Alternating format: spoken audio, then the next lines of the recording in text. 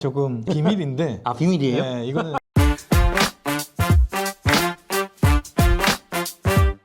안녕하세요, 흑도입니다. 오늘은 제가 굉장히 중요한 분을 이 자리에 모셨는데 자기소개 한번 부탁드리겠습니다. 안녕하세요, 반갑습니다.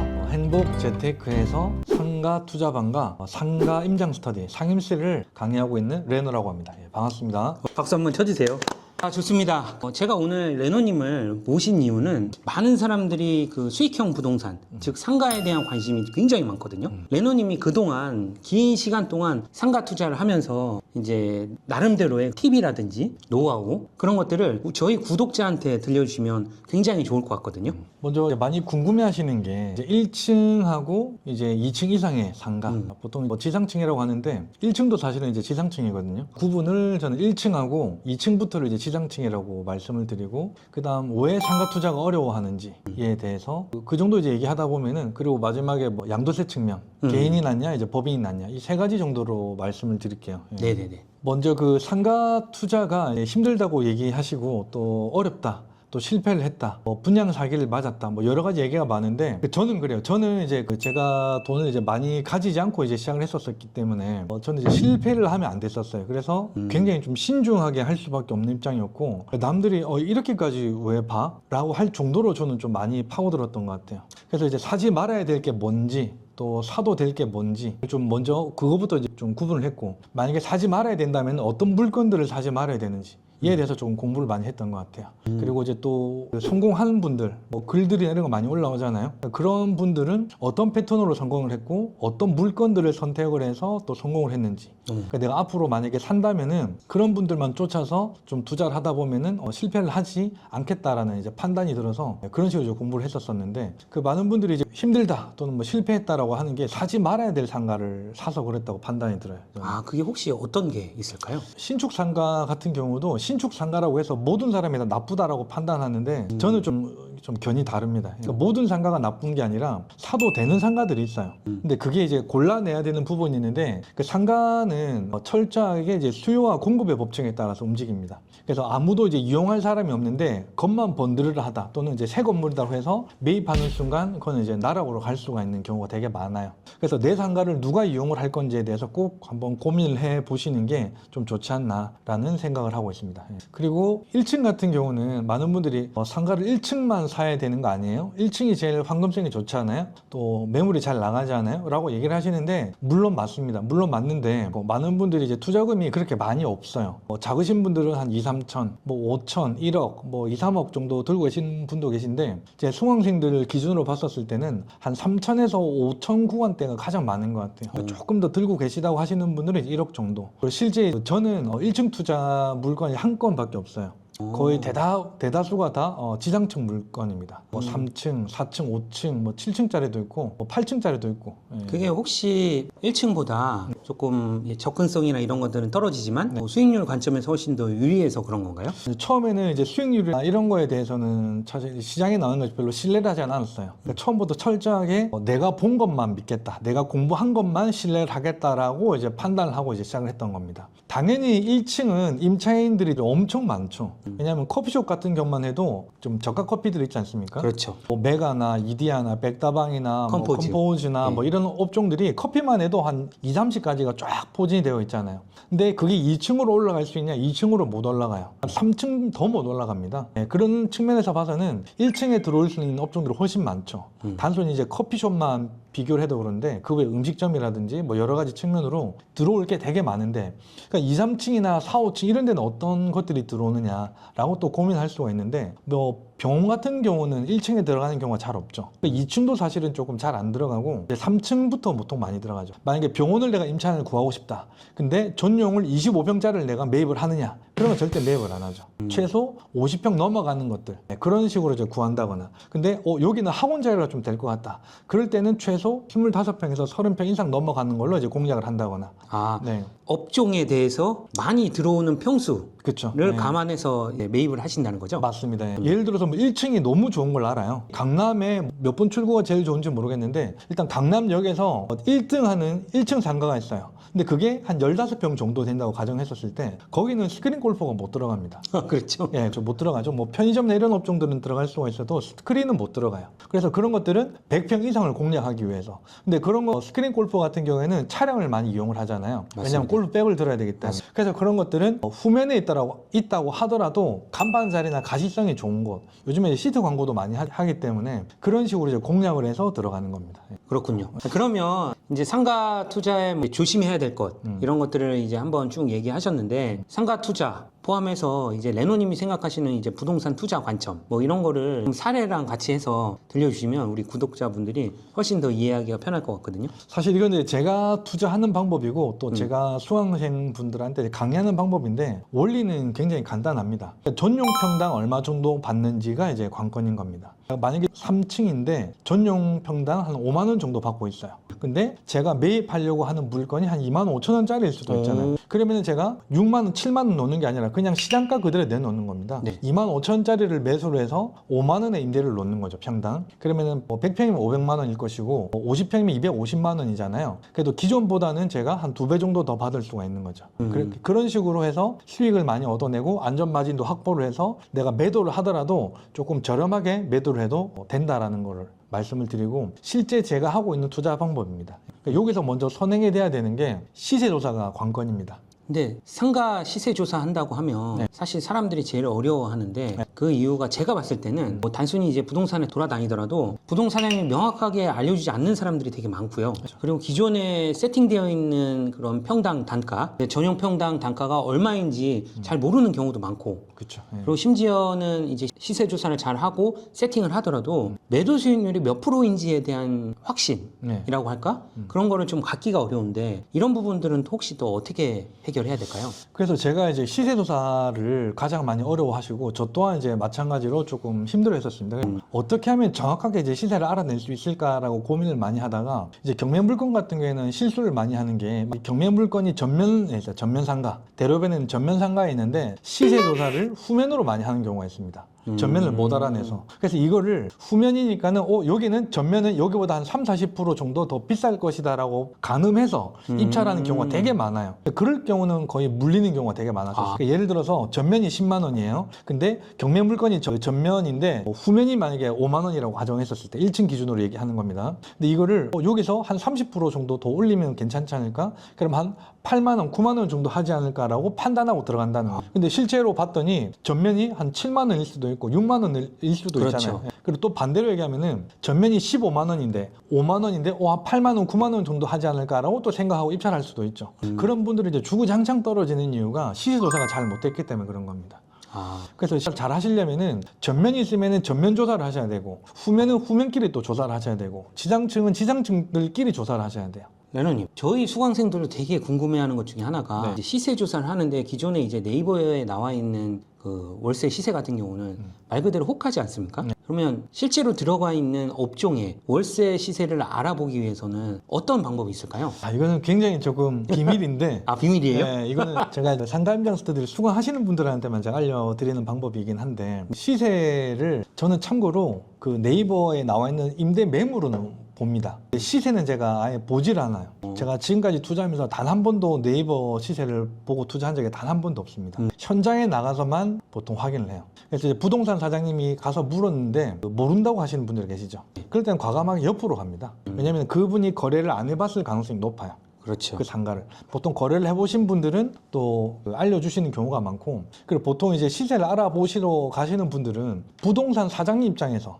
제가 그 입장을 또 대봐야 되지 않습니까? 부동산 사장 입장에서는 뜬금없는 놈이 나타나가지고 시세를 물어보면 그걸 누가 알려주겠냐는 거죠. 네. 절대 알려주지 않습니다. 하지만 저는 진짜 매입을 하러 간 사람이잖아요. 그렇죠. 그런 태도에 대해서 나는 진짜로 여기를 사러 왔다라는 말을 어필을 좀 하시고 나와 있는 매물을 보면서 시세를 물어보면은 훨씬 더 편하게 물어보실 수가 있습니다. 그러면 기존의 뭐 편의점이라든지 커피숍이라든지 이런 실제로 들어가 있는 시세를 알고 있는 부동산이 있을 수 있다는 거네요? 많습니다. 예, 많아요. 아, 많다. 네. 임차 들어가 있는 거는 부동산 사장님께 한번 솔직하게 한 말씀을 하시고 들어보시면은 아는 선에서는 다 대답을 할 겁니다. 저희는 만약에 1부터 이제 10군데 정도가 있다. 1부터 10군데 정도까지를 다 시세를 알 필요가 없잖아요. 한 두세 군데나 세 군데, 네 군데 정도만 알아도 시세는 대충 유추를 해나갈 수가 있습니다. 두세 군데 정도만으로도. 사실 제가 상가 처음 공부할 때 네. 저는 거기 일하는 사람한테 직접 물어봤었거든요. 아, 그쵸. 네, 물어봤는데 자기 종업원이라고 잘 모른다고 그쵸. 그러더라고요. 저도 이제 어쩔 수 없는 경우에는 한 임차인한테 여쭤보는 경우도 있는데 전 임차인한테도 잘 안 물어봅니다. 그게 이제 굉장히 좀 기분 나쁠 그렇죠. 수도 있고 저도 이제 사업장 중에 임차를 하고 있는 경우도 있는데 그럼 나를 조금 무시하는 같은 그런 조금 생각이 들 때도 있더라고요. 그래서 그냥 부동산 사장님께 한번 말씀을 드리고 솔직하게 내가 매입을 하려고 하는데 이 물건의 가치를 내가 잘 판단이 안 된다. 인근의 시세를 좀 알려주시면은 제가 물건의 가치를 판단하는데 좀 도움이 될 것 같다라고 솔직하게 말씀을 드립니다. 그렇게 해서 일단 주변 인근에 있는 실제 임대료 실거래가 그걸 유치를 해볼 수 있는 거고 제 입장에서 궁금한 걸 여쭤보면 그래서 평당 얼마 해서 계산해서 우리가 매입하려는 상가에 그 월세를 유출을 딱 해볼 수가 있거든요. 그래서 뭐 평당 10만 원 딱 해서 월세가 150만 원이 됐어요. 예전에 제가 상가를 처음 배울 때는 1층 매도 수익 5%, 2층 6%, 상층부 7% 그렇게 일괄적으로 이렇게 배우긴 했는데 사실 그게 실제로 안 맞지 않습니까? 그렇죠. 그래 따지면 뭐 시그니엘 같은 거 100층 이러면 공짜로 줘야 되잖아요. 그런 거는 말이 안 되는데. 네. 예. 그래서 층별 수익률도 분명히 매도 수익률이 차이가 있을 수 있겠지만 그게 이제 지역별로도 다를 거고 건물의 컨디션 뭐 이런 건 여러 가지 상황에서 좀 다를 것 같은데 제가 이제 상가 투자를 하면서 가장 어려웠던 점이 시세 조사를 했는데 그 다음에 예상되는 매도 수익률 판단하기가 되게 어렵더라고요, 저는. 그렇죠. 이 부분에서 조금 힘들 수도 있는데 1층을 제외하고 지상층에서는 통상적으로 제가 이제 조사를 해봤더니 한 6%에서 7%짜리가 정말 수익률이 괜찮은 거였었어요. 거의 시장이 잘 없다는 얘기죠. 네. 6, 7%짜리가 잘 없고 지방 같은 경우에는 조금 더 올라갈 수도 있습니다. 왜냐하면 찾는 수요가 이제 많이 없을 수가 있기 그렇죠. 때문에 점점 올라갈 수밖에 없고 서울 기준으로 해서는 1층 같은 경우에는 뭐 강남 사실 뭐 강남은 저희가 투자를 하지 않지만은 서울 같은 경우에는 한 2, 3%, 3%대가 가장 많았었어요. 2층 같은 경우도 3, 4%대가 많았었습니다. 근데 5%대 찾기도 사실 조금 힘들었었어요. 그래서 뭐 1층 5%, 2층 6% 이렇게 외우시면은 여러분들이 아마 놓치시는 물건도 많고 아니면은 조금 투자를 아마 좀 힘드시지 않겠나, 물건 보는 물건이 좀 제한되지 않겠나라고 이제 판단이 드는 거죠. 저는 이제 1층, 2층도 거의 안 갖고 있었고 3층부터 이제 갖고 있었던 상가를 매도하다 보니까 제가 매도했던 수익률은 거의 한 7.2%에서 한 7.5%? 그 정도에 매도했었던 것 같아요. 금방 파시지 않으셨어요? 뭐 그렇진 않았어요. 그래도 몇 개월 걸렸던 것 같습니다. 그러니까 아마 7%짜리는 서울 지역이다. 이러면은 또 경기권인데 조금 사람들이 많은 이제 경기권이다 이러면은 금방 나갈 겁니다. 아마 그 시기가 이제 뭐 좀 애매했을 수도 있고 아니면은 조금 이제 홍보 자체를 조금 더 제한적으로 해서 그럴 아마 수도 그랬을 있고. 수도 있을 것 같아요. 네. 그래서 7%짜리는 사실 엄청 괜찮은 거죠. 6%짜리도 엄청 괜찮은 거고. 그러면 레노님이 판단하실 때 우리가 상층부 기준으로 봤을 때 그 세팅되어 있는 절대 수익률은 한 몇 프로 정도 되는 상가를 우리가 매입을 하면 아, 이 상가는 정말 상당히 괜찮다라고 얘기할 수 있을까요? 저는 기본적으로 한 6%대는 팔 수 있다라는 생각이 들어야 돼요. 내가 매도를 할 때. 그게 만약에 그 방법이 이제 같이 또 연계가 되는데 기준 임대료가 100만 원이었어요. 근데 제가 조사를 했더니 지금 너무 형편없이 작게 받고 있는 거예요. 이거를 한 250까지도 받을 수가 있다. 또는 200까지도 받을 수가 있다. 라고 가정하면은 또 일반적으로 제가 매수를 할 때는 100만 원 기준으로 나와 있는 거죠. 그렇죠. 근데 제가 매도를 할 때는 200만 원 기준이지만은 만약에 똑같이 이제 6%로 가정했었을 때 뭐 임대료 100만 원이면은 한 2억 에서 뭐 2억 조금 넘겠죠. 보증금 포함하면은 100만 원이면은 한 2천에서 3천 정도 될 건데 보증금이 그럼 6% 기준으로 하면은 매도 가격이 한 2억 3, 4천 정도 될 겁니다.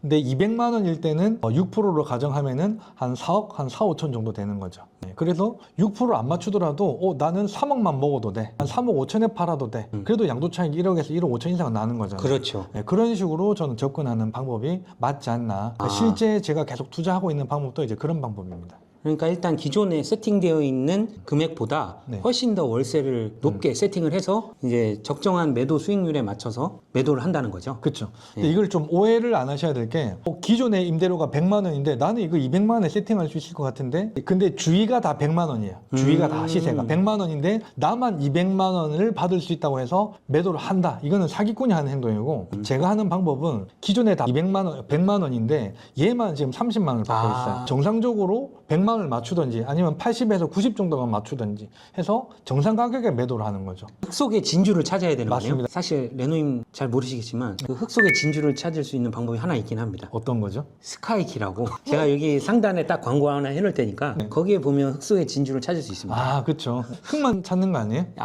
또 있고 네. 진주도 있고. 아, 그럼 좋죠. 흑진이네요, 흑진. 네, 그렇습니다. 그래서 이제 상가 투자를 하실 때는 저는 시세 조사에 굉장히 좀 할애를 많이 하는 편입니다. 그 상권 분석은 한 뭐 강의 한두 강의만 들으면은 금방 이해를 하시는데 시세 조사하는 방법은 내가 직접 나가서 몸으로 부딪혀야 되는 거죠. 아, 네, 현장에 밖에 답이 없다라고 저는 생각을 합니다. 예. 현장에 밖에 답이 없다. 좋습니다. 많은 분들이 경매나 공매에 이제 무조건 싸다라고 그렇죠. 생각을 많이 하시잖아요. 일반적으로는 그렇게 많이 생각하더라고요. 저 또한 이제 그렇게 생각을 하고 초창기에는 이제 경매나 공매 물건에 많이 올인을 했었습니다. 근데 실제 제가 이제 임장을 많이 다니다 보니까는 일반 매물 중에서도 흑진, 흙 속의 진주가 많은 걸 제가 발견을 했죠. 그래서 일반 매물로도 저는 상당히 많이 매입을 했었습니다. 그래서 기존의 임대료가 뭐 300만 원짜리를 뭐 700만 원이나 또는 기존 임대료가 400만 원짜리를 뭐 1000만 원 이상으로 세팅을 하려고 하는 것도 있고 또 했던 것도 있고 네, 그렇습니다. 좋습니다. 그래서 이제 레노님이 상가를 매입을 해서 임차인 세팅하고 매도한 것 중에 좀 인상적인 물건이 있었나요?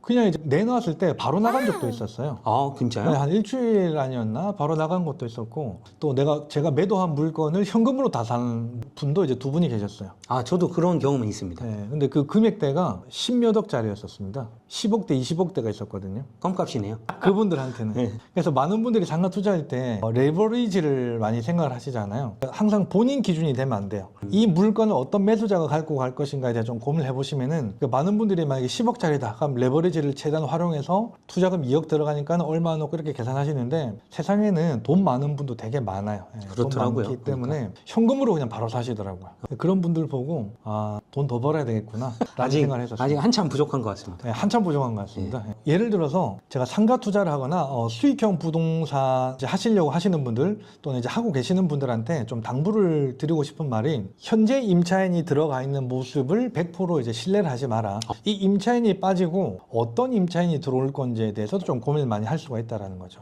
만약에 뭐 3층이나 4층에 스터디 카페가 들어가 있다고 가정을 할게요. 스터디 카페가 들어가 있거나 또는 학원이 들어가 있다고 해서 그게 계속해서 학원이나 스터디 카페로 유지가 되냐? 그건 또 아니라는 겁니다. 그렇죠.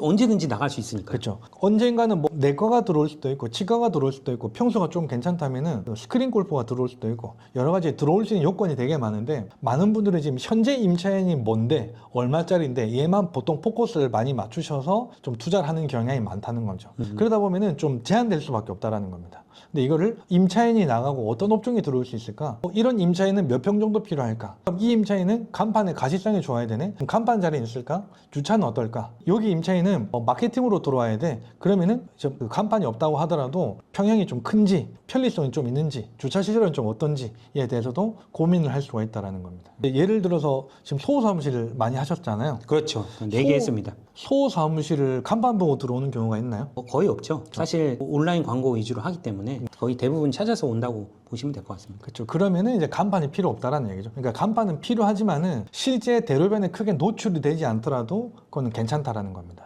최소 평수가 30평부터 100평 이상까지도 다양하잖아요. 또 그런 식으로도 풀어낼 수가 있다는 걸 말씀을 드립니다. 그리고 상가가 무조건 간판이 없다고 해서 안 좋은 상가냐? 그건 아니에요. 그리고 상가가 또 주차시설이 없다고 해서 그게 또 안 좋은 상가냐? 그건 또 아닙니다. 왜냐하면 학원가 같은 데 가보면은 학생들이 차를 타고 오는 경우는 잘 없어요. 그렇죠. 네. 그리고 유흥상권 같은 경우도 차를 가지고 술을 마시러 오는 경우도 잘 없습니다. 네. 그런 맥락으로 봐서는 이거를 주차시설이 있네? 또 주차시설이 없네? 간판 자리 없네라고 해서 무조건 안 좋은 상가라고 하는 것보다 주차시설이 없을 때는 대중교통을 이용할 수가 있는지 또 확인하셔야 되는 거고, 그리고 또 뭐 접근성이 괜찮은지 조금 보시다 보면은 뭐 상가 투자는 눈이 훨씬 더 좀 넓어지실 거라고 저는 생각이 듭니다. 좋습니다. 오늘 레노님 갑자기 제가 모셨는데 제 상가에 대해서 저도 몰랐던 내용들이 많이 있었던 것 같고 네. 좀 한 수 많이 배웠던 것 같습니다. 제가 이제 좀 지도로 보여드리면서 또는 현장에 가서 네. 좀 자세하게 설명을 좀 드리고 싶었는데, 그거는 우리 레노님이 이제 유튜브 채널을 개설을 하실 거잖아요. 네네. 그 자기 PR을 잠깐 해주실래요? 유튜브를 이제 준비를 하고 있습니다. 아직 개설을 한 건 아니고 준비는 하고 있는데, 또 그 채널을 통해서 제가 이제 가장 잘 아는 상가, 그리고 창업도 이제 저도 한 7, 8개 자영업을 해봤었고 또 상가 투자도 많이 해봤었기 때문에 그 많은 분들이 궁금해하시는 이제 상가 또는 창업에 관련해서 이건 또 어떻게 창업을 해야 될지, 또는 이거는 수익률이 어떨지, 이거는 창업을 해도 되는지 안 되는지에 대해서도 한번 자세히 다뤄보도록 하겠습니다. 사람들이 상가도 되게 궁금해하는데 창업까지 있으면 바로 뭐요? 대박 터트릴 것 같은데요? 아니에요. 저도 이제 뭐 이거를 저도 고민하다가 주위에서 이제 하도 그 유튜브를 해보라는 얘기도 많이 하셔가지고, 저한테 사실 유튜브는 크게 득이는 없잖아요. 근데 근데 득이 될 것 득이 같습니다. 돼요? 득이 되면 해야죠. 열심히 해야죠. 열심히 해야죠. 네, 열심히 하겠습니다. 오늘 그래서 이제 우리 레노님 출연해 주셨으니까 제가 댓글에 딱 이렇게 광고 달아드릴 테니까 첫 영상 하나 찍으시고 동네 부자 흑도 채널에서도 레노님 채널로 가실 수 있도록 제가 홍보 하나 해드리겠습니다. 감사합니다. 네. 좋습니다. 오늘 귀중한 시간 내주셔서 감사드리고요. 네. 다음에 더 유익한 내용으로 여러분들한테 찾아오겠습니다. 안녕. 안녕.